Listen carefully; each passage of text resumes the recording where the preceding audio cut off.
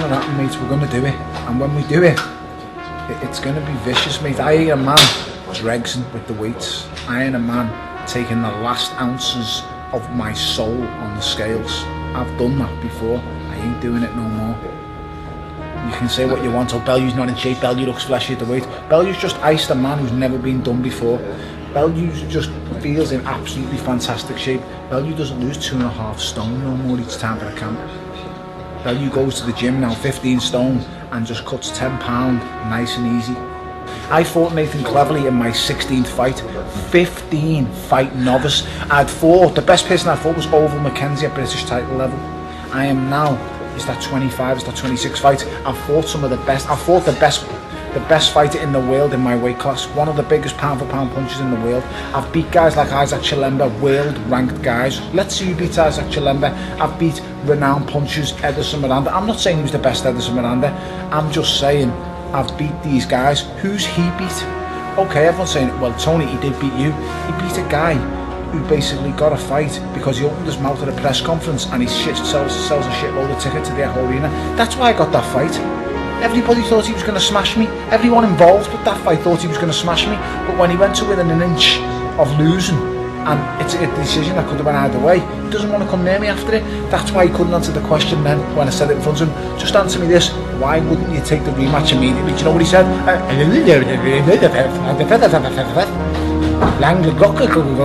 think he was saying what that Walsh train station was. That long word.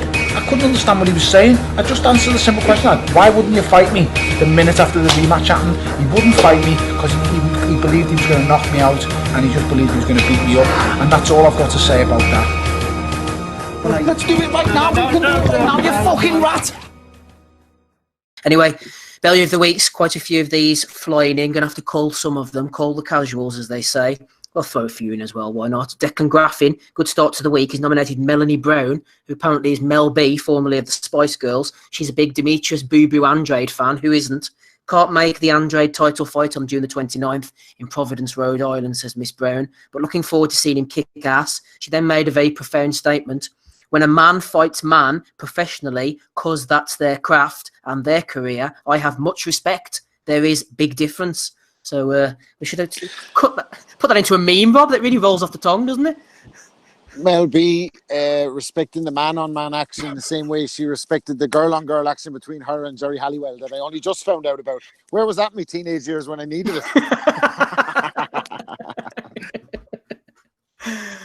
Are you being serious about Mel B talking about Demetrius Andrade?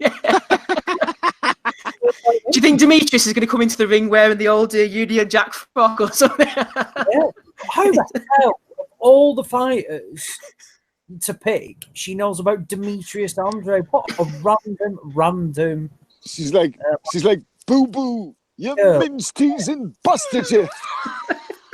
You know what? Surprised she's still in fight. She bet the only one the last few years, I think. Oh dear, there you go, Mel B. Nomination from Declan Graffin there. Asgi. Who else does an interview live on Good Morning Britain with Piers Morgan and has Frank Warren in a Versace robe? Tyson Fury, that's who. Never changed champ. Terry Woodfine has nominated him for that. Dan Roan talking about Tyson Fury. Tyson Fury says Anthony Joshua is finished in boxing after the Andy Ruiz Jr. defeat. Jed 251-75340, no less, says he's still the best boxer in the world by far. Dominic Hill has nominated Jed, real person, for that. RN, quite a few people have nominated RN for saying that Errol Spence was born in Sheffield and moved to America when he was 3 years old. Sam was another person who nominated this as well. I've heard this has grown legs over the years, or over the months. I've heard this a few times now, that Errol Spence Jr. was born in Sheffield and moved to America when he was 3, says Aaron. So whether that's true or not, who knows? Let me know. Lee Wilson has nominated all the belts for their top 10 pound for pound, which included Chris Eubank Jr. in at number 3. I have inadvertently gone right to the end, pressed the wrong button here. This is Alma Terrera, managed to talk for long enough to get it back. Pulled myself back off the brink there, everybody. Turbo Tommy has nominated 450 Degrees. They put up a pizza. They're a pizza shop in Leeds. If you haven't seen Josh Warrington fight, then watch him tomorrow night. Look at this big pizza, and they put up this thing that was supposed to be the IBF belt. Looks more like Huey Fury's back, said Turbo Tommy.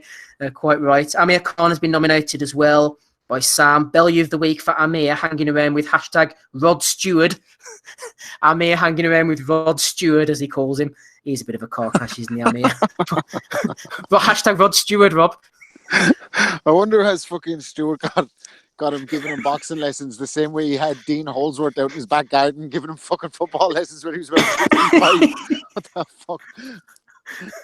I haven't seen that, but that would be worth watching. Former Wimbledon and Bolton legend Dean Holdsworth. Yeah, it's comical, man. It's on YouTube. It's before some old firm game, Rod Stewart supports Celtic, like, or whatever. But he was like paying Dean Holdsworth, flying him in by helicopter to fucking do drills with him, dribbling around cones in the fucking back garden. Like, it's fucking bizarre.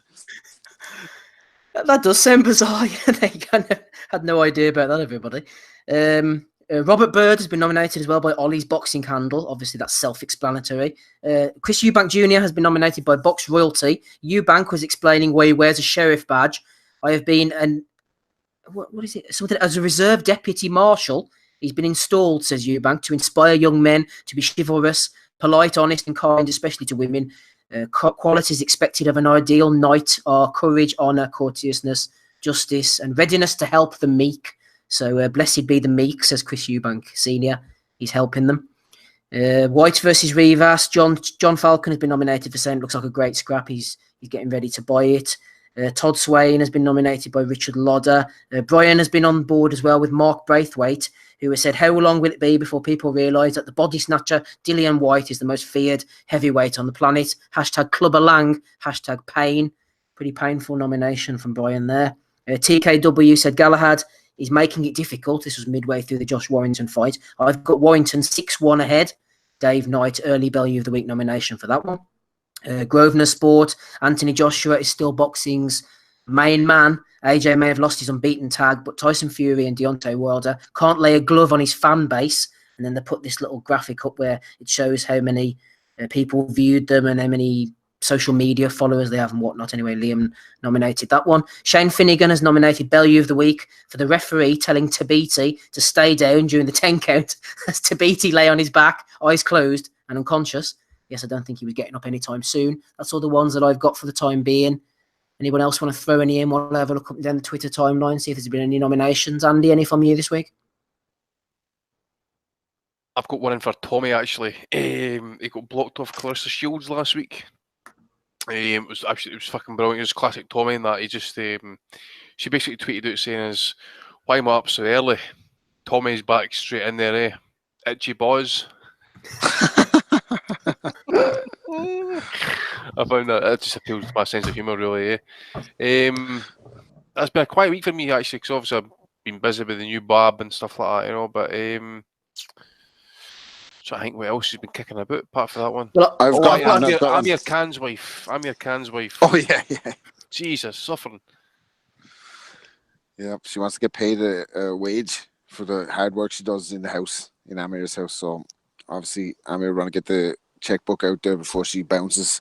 I've got one for the Nevada Commission. I think it's the Nevada Commission for telling Bob Arum that he was slut shaming Jenny Sushi by bringing up the fact that she gave the Pulev entourage lap dances. He's like, oh, she came around the gym looking for credentials, so we gave her credentials, and then Pulev, she acts like his girlfriend for the weekend. He kisses her, and I'm an old guy. I don't know how this works, but she's giving them a lap dance, and they told me I was slut shaming her. Did you see Big Bob up on the stage last night and giving that fucking loud day with Tyson Fury? It was brilliant. Smile on Frank Warren's face, man, when they put the fucking Apollo Creed hat on Tyson Fury. He was just like, Eddie, I got you, you motherfucker. Gabe's getting on board with Bob as well. Jason Chuckwer in the chat says Johnny Nelson. Yes, after the the WBSS, wasn't it? There's plenty of BS coming from Johnny Nelson, who said that Anthony Joshua has changed boxing when he was in the studio talking alongside Adam Booth. Also, Colin Roberts on Twitter has nominated Rob Skiff. Mr. Skiff said, might be the greatest 20 seconds in boxing history. And then he put up a little video of Fury doing the old shoulder roll against Tom Schwartz, maybe the greatest 20 seconds in boxing history. I think Mr. Schiff maybe needs to watch a little bit more. What the fuck is this nonsense? There's been another nomination coming in. Oh, it's okay. It's for Saul Farah against Ronald Johnson. People are not happy with the GBO title. Maybe we get the GBO on here. Wouldn't mind a sponsorship from them. Any nominations from you, Gabriel? Nope. Nothing from Gabe. Ozzy, any nominations from you? Any casuals been annoying you this week? No, I actually think it's been quite a quiet week, actually. I've not seen that many that have pissed me off.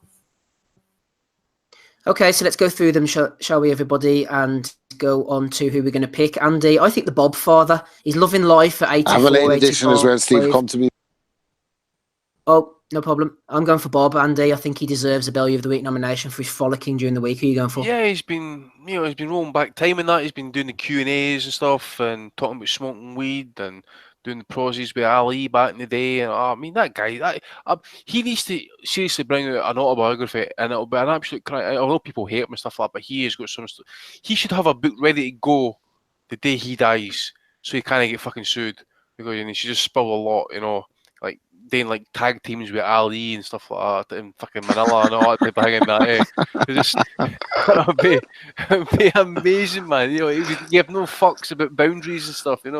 No Jewish guy would give him a fuck. Oh, he's a legend. He's a legend. Like.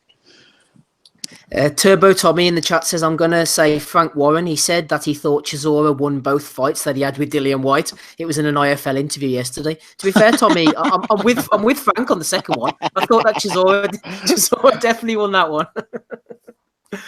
Oh dear, there's some good ones. Old Frank. Who are you going for, Rob? Then who's getting the vote this week? Yeah, I just had a late one for Eric Kelly and BJ Flores, because Eric Kelly put on his Facebook that Tyson Fury is not the lineal champion. It's disrespectful to other champions like Wilder, Ruiz, and Joshua. So when I jumped in to point out what the lineal championship actually meant, it was like the lineal championship means exactly what you just said. It isn't. He, and explained lineage to him. He said it's that boxing bullshit that you guys perpetuate, as in me. So BJ, and I said, well, look, for the record, like, I still think he's the number one guy in the division, just reinstated as the ring number one, regardless of whatever fucking lineal status. So BJ Flores pipes in and tags me, and it's like, who gives a shit about the Ring magazine? It's owned by Golden Boy anyway, says BJ Flores, who commentates for PPC, that's owned by Al Heyman. So nomination for two of the boys this week, trying to have a pop at me. But I gotta go for fucking the all-time great, the Bob Father, just for fucking saying slut shaming in the interview. Absolutely brilliant. Absolute legend. Ozzy, who are you going for this week? Yeah, I'll go for Bob as well. Looks like it's going to be unanimous then, Gabe. I think you're dropping a Bob Arum nomination in as well. He's your vote. Yep, absolutely, Bob. Well done, Bob. You've won Bellew of the Week. Before we go,